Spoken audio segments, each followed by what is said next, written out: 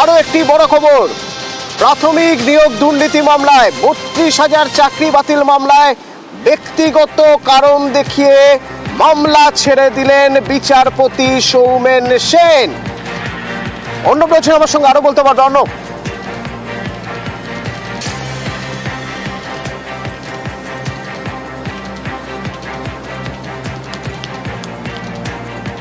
অর্ণবের সঙ্গে কথা বলবো।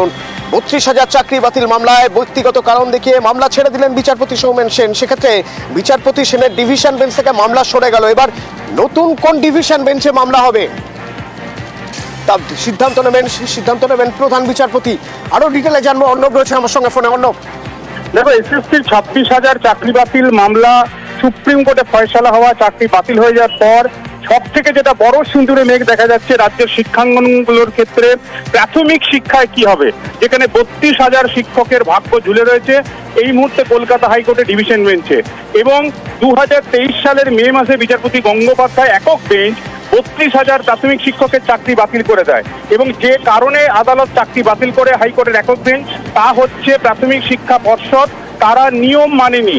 কোনো রকম অ্যাপটিটিউড টেস্ট ছাড়াই একটা নিয়োগ প্রক্রিয়া কন্ডাক্ট করা হয়েছিল, যা প্রাথমিকের তৈরি নিজের আইন বিরোধী। তারপরই বাতিল হয়েছিল। প্রায় 23 মাস ধরে এই মামলা ঘুরপাক খেয়েছে হাইকোর্টের বিভিন্ন ডিভিশন বেঞ্চে এবং শেষমেশ বিচারপতি সৌমেন সেনের ডিভিশন বেঞ্চে মামলাটি আসে শুনানির জন্য।